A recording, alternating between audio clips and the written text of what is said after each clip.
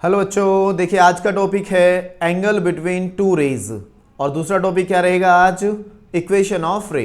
ठीक है, detailed explanation हम पढ़ेंगे, तो पेन और नोटबुक लेके बैठें और अच्छे से नोट्स बनाएं, ये आपके बहुत काम आने वाली चीज़ है। तो चलिए स्टार्ट करते हैं। एंगल बिटवीन टू रेज, इसको हम दो मेथड से करेंगे। ठीक है, मेथड वन, दोनों मेथड से समझेंगे कि अप्रोच किस तरह से करना है।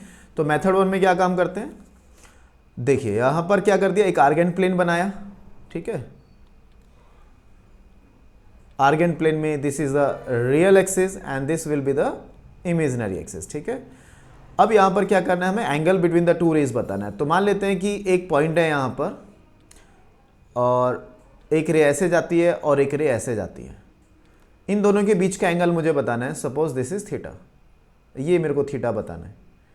तो मैंने यहां से एक रे ड्रॉ कर दी which is parallel to the real axis. तो आप देखो ये वाला एंगल कितना होगा, इसको मान लेते हैं दिस इज थीटा वन और इसको मान लेते हैं दिस इज थीटा टू। ठीक है, अब ये जो पॉइंट है, ये जो रे है, ये किसी एक पॉइंट से पास करती है, मान लिया Z, इसको मान लेते हैं ये वाला पॉइंट है Z1 से ये रे इमिनेट करती है, ये पॉइंट Z2 है और ये वाली रे किसी Z3 पॉइंट से पास होके जा रही है। तो अब देखो यहाँ पर कि जो थीटा वन है, जो थीटा वन है, this is the argument of what, Z1 Z2 रे। तो इसको हम कैसे लिखेंगे, Z2 माइनस Z1। और ये जो थीटा टू है ये कितना है, this is the argument of Z3 minus Z1। ठीक है, लेकिन ये थीटा क्या है, theta is the angle which is theta two minus theta one. तो क्या यहां से वैल्यू उठा के रख सकते हैं, रख सकते हैं। तो थीटा टू कितना हो जाएगा, that is argument of Z3 minus Z1 minus argument of Z2 minus Z1। ठीक है, यहां से थीटा वन की वैल्यू कितनी, argument of Z2 minus Z1। देखिए थीटा कितना होगा मेरे पास, theta is equals to argument of Z3 minus Z1 minus argument of Z2 minus Z2 minus Z1। तो आर्ग्यूमेंट क्या काम करता है, लॉगरिथम वाली प्रॉपर्टीज इसमें यहां पर लगती हैं। तो लॉगरिथम की जो प्रॉपर्टीज होती हैं उसके हिसाब से log x minus log y, तो log x upon y। So similarly यहां पर भी कितना हो जाता है, argument of Z3 minus Z1 by कितना, Z2 minus Z1। So this is the angle between the two parallel, sorry, angle between the two rays, ये दो रेज के बीच का एंगल हो गया। इसको मैंने ब्रैकेट में डाल दिया। सो दिस इज द फॉर्मूला। ये मेरा मेथड बन रहा, बहुत आसान है। ठीक है, कोई दिक्कत नहीं है। दूसरे मेथड से भी अप्रोच करेंगे इसको, और दूसरा मेथड क्या रखेंगे, कंसेप्ट ऑफ रोटेशन का लगाएंगे। देखिए कंसेप्ट ऑफ रोटेशन से भी इसको करना है।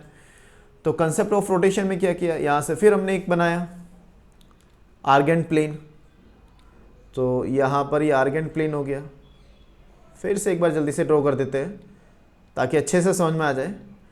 और यहाँ पर फिर से एक Z1 है, एक रे यहाँ से जा रही है, Z1 से एक दूसरी भी रे जा रही है, ये किसी एक Z2 से पास हो रही है और ये किसी दूसरा पॉइंट Z3 से पास होके जा रही है। इनके बीच का एंगल मुझे ये बताना है। ठीक है, थीटा बताना है। अब आप देखो कंसेप्ट ऑफ रोटेशन में हमने क्या समझाया है। अच्छा, जिन बच्चों ने कंसेप्ट ऑफ रोटेशन की हमारी वीडियोस नहीं देखी हैं तो वो जाके देख सकते हैं, वहाँ पर हमने कंसेप्ट ऑफ रोटेशन को अच्छे से एक्सप्लेन किया है और उसी कंसेप्ट को हम यहाँ लगाने वाले हैं। तो जिन्होंने नहीं देखी है वो जाके देखें एक बार। चलिए यहाँ से देखिए, अब ऐसे मान के चलो आप कि मुझे Z2 को रोटेट करना है Z3 पर। तो देखो सारा का सारा सीन एज इट इज रहेगा, बस Z2 को Z3 पर रोटेट करना है, ऐसे मान के चलो। तो कंसेप्ट ऑफ रोटेशन इसके अंदर पूरा पूरा लगता हुआ नजर आ रहा है। तो लगाना कैसे, अप्लाई कैसे करना है, तो देखिए रोटेट करने के बाद जो रे बन रही है वो बन रही है Z3 माइनस Z1 वाली। ठीक है, या ये वाली रे बन रही है Z1 Z3। लेकिन लिखेंगे कैसे इसको, वेक्टर फॉर्मूले के हिसाब से। अगर A भी लिखना है तो B माइनस A करते हैं वेक्टर में, वैसे ही यहाँ पर भी किया जाता है।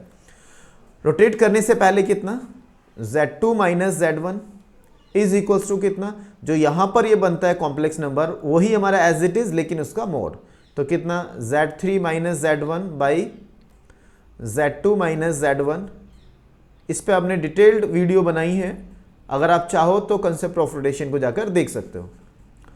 तो e raise to the power i theta, ठीक है, यहाँ पर करते कैसे हैं, रोटेशन करने के बाद जो वेक्टर बना, रोटेशन करने से पहले जो वेक्टर था वो लिखा, इज इक्वल्स टू इसका मॉड लिखा, इनटू रोटेटिंग फैक्टर से मल्टीप्लाई करते हैं एज इट इज। ठीक है, अब आप देखो कि अगर मैं कोई भी एक जेड है और उसकी यूलर फॉर्म लिखता हूं तो कैसे लिखता हूं, Z is equals to mod of Z into E raise to the power I theta.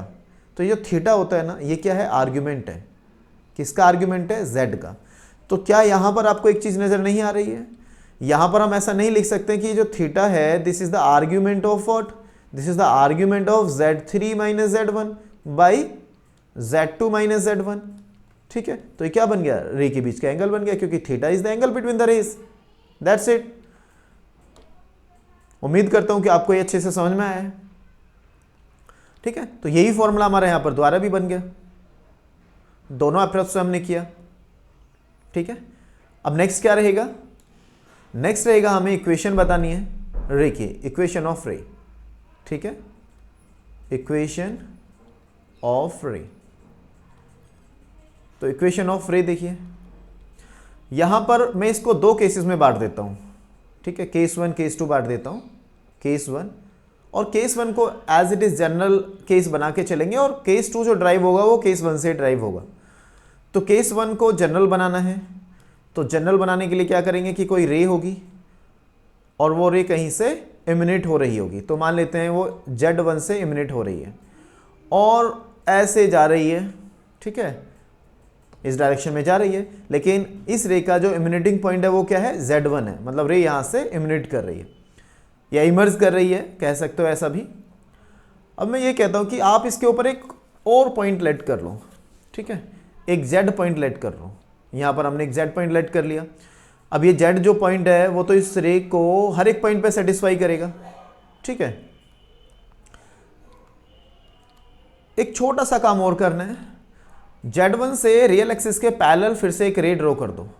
ठीक है, ये जो मैंने रे ड्रॉ कर दी this is parallel to the real axis, ताकि मेरे को इसका आर्ग्यूमेंट मिल जाए, है ना। तो आप देखो इसका आर्ग्यूमेंट क्या है। ठीक है, इसका आर्ग्यूमेंट क्या है, यहां से देखो, अगर मैं बोलूं कि Z1Z जो ये रे जा रही है इसका आर्ग्यूमेंट कितना होगा, तो इसमें भी कंसेप्ट ऑफ रोटेशन से बताना ज़्यादा आसान रहेगा। तो मैंने क्या काम किया कि जो रे मैंने ड्रॉ करी which is parallel to the real axis, इसके ऊपर एक और पॉइंट रख लिया। कहीं पर भी आप एक पॉइंट रख सकते हो, सपोज मैंने यहाँ पॉइंट रख लिया। ठीक है, अब इसका जो कोऑर्डिनेट होगा कितना होगा, देखिए इसका कोऑर्डिनेट होगा Z1 प्लस आ रियल वैल्यू k, इसका कोऑर्डिनेट इतना हो जाएगा। आप चाहो तो इसमें कुछ इन पॉइंट्स को नाम भी दे सकते हो, A इसका नाम दे दिया, B इसका नाम दे दिया और सपोज C इस पॉइंट का नाम दे दिया। तो बोलने में आसानी रहेगी कि जो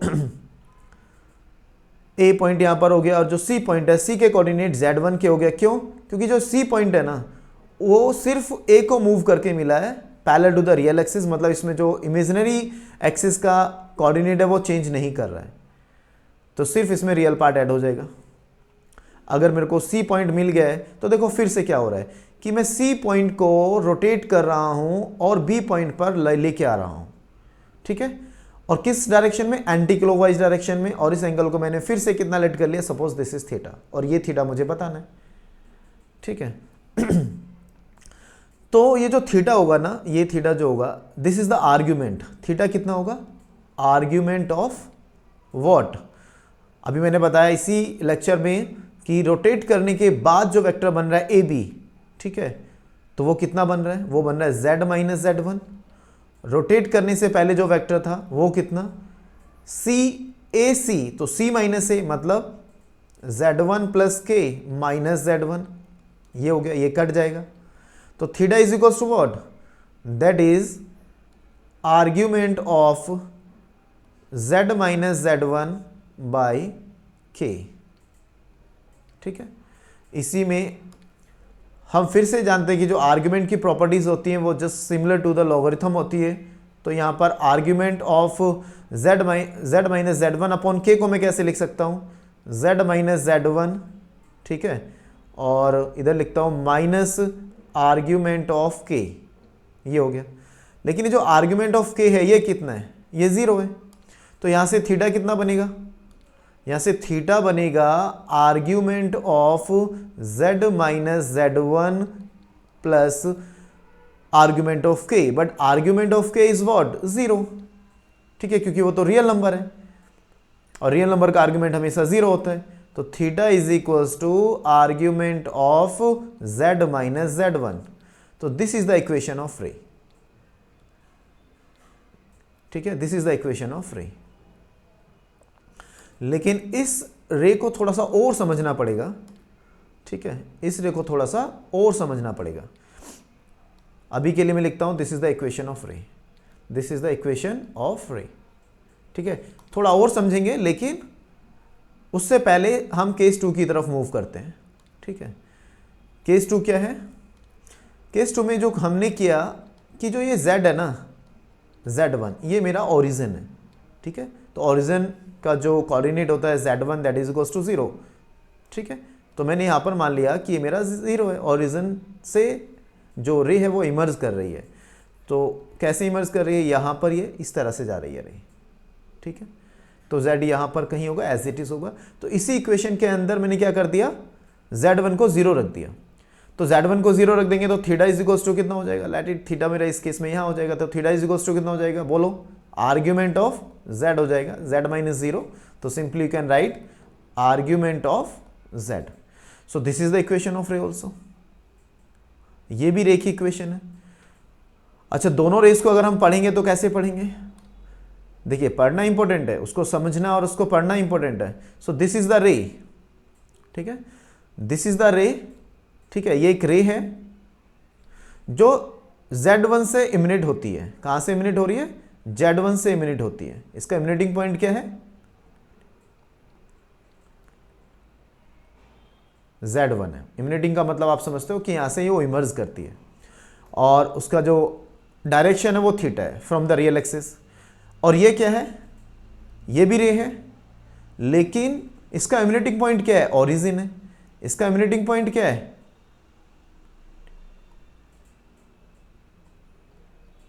ठीक है, इसका इमिनेटिंग पॉइंट क्या है? ओरिजिन है, ठीक है, ओरिजिन। इसका इमिनेटिंग पॉइंट ओरिजिन, ठीक है। लेकिन अगर मैं इसको थोड़ा सा और समझूं तो मुझे पता चलेगा कि लेट यहां पर z जो है वो x प्लस आई वाई है, ठीक है। तो थीटा कितना है? tan inverse of y upon x, ठीक है। आर्ग्यूमेंट कितना होता है? Imaginary part upon real part. तो यहां से tan थीटा कितना? tan थीटा हो जाएगा y upon x। So y is equals to कितना? tan theta into X. लेकिन इस इक्वेशन को जब हम देखते हैं तो हमें थोड़ा कंफ्यूजन होता है। क्या कंफ्यूजन है? कि this is the equation of line, क्योंकि लाइन की इक्वेशन कैसी होती है? लाइन की इक्वेशन होती है y is equals to mx plus c। यहाँ पे c 0 मान लिया तो y is equals to mx। इसका मतलब क्या हो गया? A line passing through the origin. But ये तो रे की इक्वेशन है। इसका मतलब क्या है कि इसको हम कैसे समझेंगे कि रे जो होती है वो दोनों ही डायरेक्शन में एक्सटेंड करती है, इधर भी जाएगी, इधर भी जाएगी, और ये वाला पॉइंट भी होगा लाइन के ऊपर, ठीक है। लेकिन ये अगर जब ये रे की इक्वेशन होगी तब तो ये रे और ये रे, मतलब इसको अगर मैं फर्स्ट रे बोलूं और इसको मैं सेकंड रे बोलता हूं तो ये तो दो डिफरेंट रेज हैं, क्योंकि ये अलग डायरेक्शन में एक्सटेंड कर रही है, या अलग डायरेक्शन में एक्सटेंड कर रही है। तो इसकी इक्वेशन में वैल्यूज अलग हो जाएंगी, इसकी इक्वेशन में वैल्यूज अलग हो जाएंगी। जैसे अगर यही सब बनाया मैंने, यही मेरे पास इक्वेशन है, तो इसकी इक्वेशन में जो थीटा रहेगा वो थीटा कितना रहेगा? वो मेरा रहेगा 0 से ज़्यादा होगा लेकिन पाई से छोटा होगा, ठीक है। पर्टिकुलर बिल्कुल इस सीन के अंदर ये मेरा कितना होगा? 0 और 90 के बीच में होगा। लेकिन यहां पर एंगल बदलेगा, यहां पर एंगल कितना हो जाएगा? ये वाला हो जाएगा। और ये एंगल कितना हो जाएगा? यहां पर थीटा माइनस पाई से बड़ा होगा और 0 से छोटा होगा। इक्वलिटी भी लगा सकते हैं, ठीक है, इक्वलिटी भी लगा सकते हैं। इसका मतलब थीटा जो यहां पर लाई करता है वो थीटा मेरा कितना होगा? माइनस पाई से पाई के बीच में ही होगा। ये कंडीशन याद रखेंगे। तो रे के लिए जो थीटा होगा वो माइनस पाई से पाई के बीच में ही रहेगा। एक और चीज इसके अंदर, जैसे कि हमने बनाई, फिर से रे की इक्वेशन हमने यहां पे बनाई है। तो रे क्या है? जो ओरिजिन से इमिनेट करती है, that is theta is equals to argument of z। लेकिन यहां पर कंडीशन क्या है कि ये z मेरा 0 नहीं होना चाहिए, ठीक है, क्योंकि जब रे कोई इमर्ज करेगी किसी पॉइंट से तो रे जिस पॉइंट से इमिनेट करेगी उस पॉइंट को नहीं रखा जाता है, ठीक है, इस बात को याद रखें। सो this is the equation of रे। तो दोनों ही इक्वेशंस हमने पढ़ी, एक जनरल केस में इक्वेशन पढ़ी, ठीक है, जब जो इमिनेटिंग पॉइंट है वो anywhere in the Argand plane हो सकता है, ठीक है। एक इक्वेशन हमने पढ़ी जब यहां पर देखिए, जब जो रे है उसका इमिनेटिंग पॉइंट कहां पर है, इधर देखिए 0 पर है, ओरिजिन पर है, ठीक है। लेकिन ये भी बात समझना है कि इमिनेट कर रही है तो डायरेक्शन में किस में जा रही है, तो इस डायरेक्शन को हमें अच्छे से समझना है कि एंगल मेरा कहां पर है। चलिए इसके लिए क्वेश्चन करते हैं तो अच्छे से और समझ में आ जाएगा। तो देखिए सवाल क्या रखेंगे, सवाल के लिए आगे चलते हैं। तो देखिए यहां पर हमने एक सवाल लिया है, ठीक है, जेई में आया हुआ सवाल है। तो यहां पर हमें दो कर्व्स दिए हुए हैं, एक कर्व ये दिया हुआ है, ठीक है, और एक कर्व ये दिया हुआ है। तो इनका हमें क्या बताना है, पॉइंट ऑफ इंटरसेक्शन बताना है। देखिए जैसे कि यहां पर ये पहली इक्वेशन लिखी हुई है, argument of z minus 3i is equals to 3π/4। तो इस इक्वेशन को देख के सीधे हमें पता चल रहा है this is the equation of रे। और इस रे में जो इमिनेटिंग पॉइंट है वो पॉइंट कितना है, सपोज ये z1। अगर मैं इसको कंपेयर करता हूं फिर से इक्वेशन के साथ, तो मेरी इक्वेशन ऑफ रे क्या होती है, इक्वेशन ऑफ रे होती है आर्ग्यूमेंट ऑफ या theta is equals to argument of z minus z1। तो उस हिसाब से मेरा इमिनेटिंग पॉइंट कितना रहेगा, z1 रहेगा, and that is equals to what, 3i। और एंगल कितना है यहाँ पे, एंगल हमें दिया हुआ है, थीटा इज नथिंग बट 3π/4। देखिए ये माइनस पाई से पाई के बीच में ही हमेशा मिलेगा, और नहीं है तो बनाएंगे, ठीक है। तो इसके लिए अगर मैं ग्राफ ड्रॉ करता हूं तो ग्राफ कैसा बनेगा, इसके लिए ग्राफ ऐसा बनेगा कि इसका इमिनेटिंग पॉइंट कितना है, 3,0, सॉरी 3i है, इसका मतलब इसका कोऑर्डिनेट कैसे होगा, इसका कोऑर्डिनेट होगा 0,3। तो कोऑर्डिनेट कितना मिलेगा, इमेजिनरी एक्सिस पर कहीं मिलेगा, सपोज यहां मान लेते हैं 0,3। अब ये एंगल कितना है, एंगल है 3π/4। तो 3π/4 कैसे जाएगा, अगर यहां से देखा जाए तो 3π/4 ऐसे जाएगा, तो ये वाला एंगल 3π/4 होगा। लेकिन इसमें ये वाला पॉइंट नहीं होगा, ये वाला, क्योंकि ये तो हम रख ही नहीं सकते इसके अंदर, ठीक है। और आगे ये रे आगे एक्सटेंड करेगी। अच्छा दूसरी इक्वेशन हमें क्या दी हुई है, दूसरी इक्वेशन देखिए, यहां पर दूसरी इक्वेशन को भी देख लेते हैं। Argument of 2z plus i minus 2i, sorry इधर i नहीं है, इधर i नहीं है, ये 1 है, इधर यहां है 1। तो 2z प्लस 1 माइनस 2i, ठीक है। तो दूसरी इक्वेशन क्या है, argument of 2z plus 1 minus 2i and that is equals to π/4। इस इक्वेशन को देखते हैं हम, ठीक है, दिस इज π/4। इस इक्वेशन को देखते हैं तो हमें पता चलता है this is also the equation of रे, ये भी क्या है, इक्वेशन ऑफ रे। लेकिन इसका जो इमिनेटिंग पॉइंट है अभी हमें वो निकालना पड़ेगा, ठीक है। तो उसको निकालने के लिए देखो z का जो कोफिशिएंट है वो 1 होना चाहिए। इसके लिए मैंने क्या कर दिया, 2 को कॉमन रखा, तो ये हो जाएगा z plus 1/2 minus 2, sorry z/2, ठीक है, i, ये हो जाएगा। सॉरी यहाँ z नहीं है, यहाँ कितना है 2 है, 2, ये 2 है, तो ये हो जाएगा 2/2। तो मतलब ये कितना आ जाएगा, 1 आ जाएगा, दैट इज गोज टू π/4। तो अभी थोड़ी देर पहले से मैंने बताया कि आर्ग्यूमेंट जो होता है ना वो लॉगरिथम की प्रॉपर्टीज जैसे होता है, तो यहाँ पर ये इनटू में आ गया ना, तो लॉगरिथम में अगर होता है log a into log b तो हम क्या लिखते हैं, log a plus log b। तो वैसे ही यहाँ पर भी आर्ग्यूमेंट ऑफ 2 प्लस कितना, argument of z plus half minus i, ठीक है, 2/2 यहाँ कट गया था, दैट इज π/4। अब ये argument of z, sorry argument of 2 जो है ये कितना है, ये 0, कांस्टेंट वैल्यू या कोई रियल वैल्यू का आर्ग्यूमेंट 0 होता है। तो ये हो जाएगा argument of z plus 1/2 minus i is equals to π/4। तो यहां से आप लोग देखो कि ये एक ऐसा रे है जिसका इमिनेटिंग पॉइंट कितना है, तो z1 कितना है, इसका z1 है 1/2 माइनस आई, इसका मीटिंग पॉइंट कितना है, इतना है। अगर कोऑर्डिनेट में मैं इसको लिखता हूँ तो उतना कितना हो जाएगा, 1/2 कोमा -1 हो जाएगा। और इसका एंगल कितना है, π/4 है, पॉजिटिव है।